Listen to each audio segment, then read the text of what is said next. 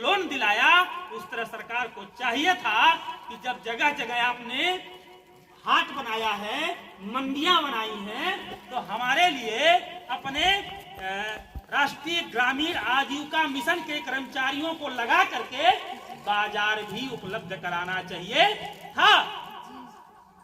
2-4 साल 10 साल तक जिस तरह पुराने जमाने में मुझे याद है कि गांधी आश्रम हुआ करते थे, गांव के लोग जा करके गांधी आश्रम से रुई उठाते थे, उसकी कटाई करते थे और फिर गांधी आश्रम सूत उनसे ले लेता था और उसके एवज में अगर नगद की जरूरत हो तो नगद दे देता था, नहीं तो ठंडी के लिए मोटे कंबल, ओढ़ने वाले चद्दर, गद्दा, रजाई मिला करते थे।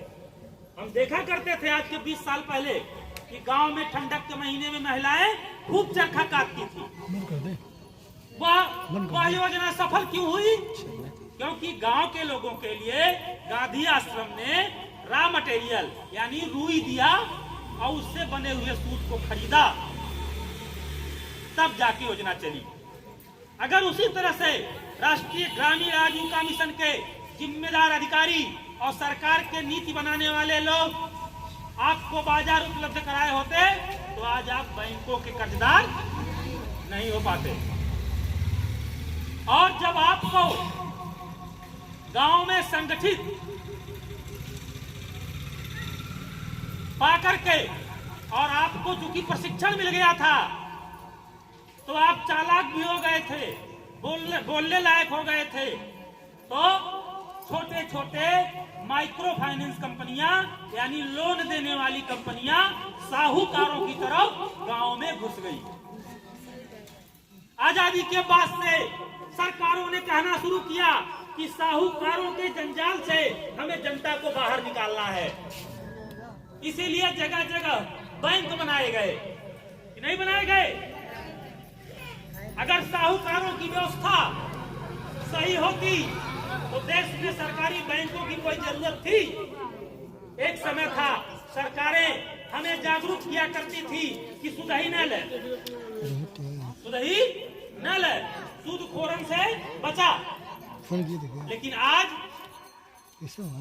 राष्ट्रीय ग्रामीण आजीविका मिशन के द्वारा बनाए गए स्वयं सहायता समूहों के प्रशिक्षित सदस्यों को गुमराह करके ये सूदखोर माइक्रो फाइनेंस कंपनियां घुस गई और आपकी जरूरतों का लाभ लेकर के आपको उन्होंने लोन दे दिया और उन लोनों की वसूली के लिए गुंडई पे उतारू हो गए, गुंडई पे उतारू हो गए।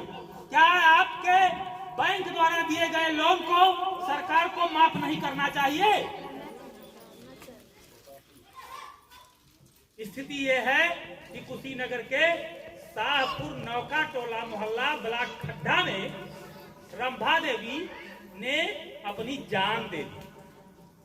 खड्डा ब्लॉक में एक शाहपुर नौका टोला ग्राम सभा है जहां रंभा देवी पत्नी सुदामा निशा ने भी समूह लोन लिया था, बैंक ने कर्जा दिया था, उससे वो परेशान थी। उसके बाद माइक्रो फाइनेंस कंपनियों ने उसे 8 लोन दे दिया 3.5 लाख तक। मैं कहता हूं कि जब माइक्रो फाइनेंस कंपनी ने पहला लोन उसे दिया और वो लोन की भरपाई समय से नहीं कर पा रही थी तो आपने किस आधार पर उसे 8 लोन और दे दिया?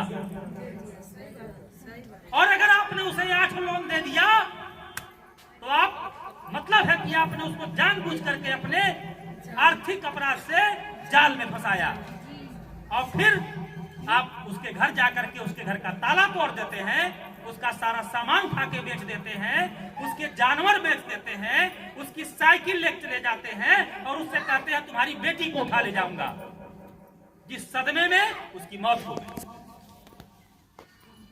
क्या इस पे अगर मैं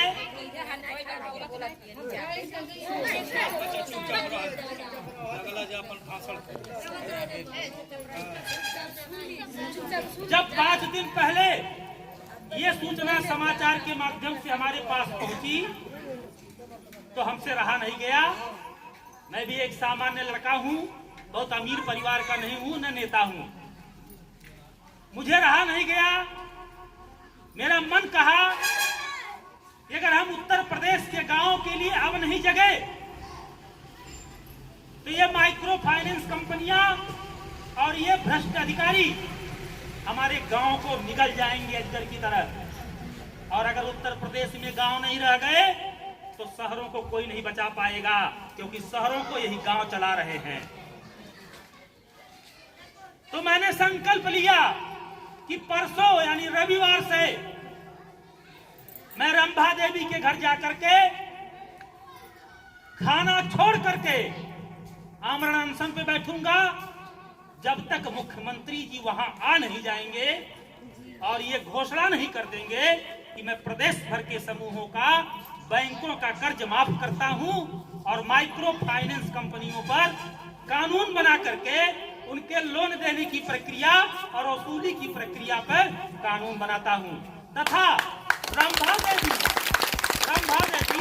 जो इस षड्यंत्र में फंस करके अपने जान को गंवा दी है, उसके बच्चों के भरण पोषण के लिए क्षतिपूर्ति के रूप में मुआवजा देता हूं, जिससे उसके बच्चे पढ़ लिख सके और उनका परिवार आगे बढ़ सके। क्या मैं ये लड़ाई सही लड़ने जा रहा हूं या गलत लड़ने जा रहा हूं? हम लोग भी साथ देंगे आपको। आप लोग जहाँ कहेंगे वहाँ तक। आपको मेरा साथ देने की जरूरत नहीं है, मैं अपना साथ देने के लिए खुद आया हुआ हूँ। आपको अपना साथ देना है। कर्ज मेरा नहीं माफ होना है। मैं किसी समूह का 1 रुपया नहीं कर्जा हूँ, मैं किसी बैंक का अठन्नी नहीं कर्जा हूँ, और माइक्रो फाइनेंस वाले हिम्मत नहीं मेरे दरवाजे पे चढ़ जाएं। लेकिन आपके कर्जे माफ होने जरूरी हैं। और यह अत्याचार माइक्रो फाइनेंस का, आप सभी समूह के लोग अपना टाइम निकाल पाइएगा। आपको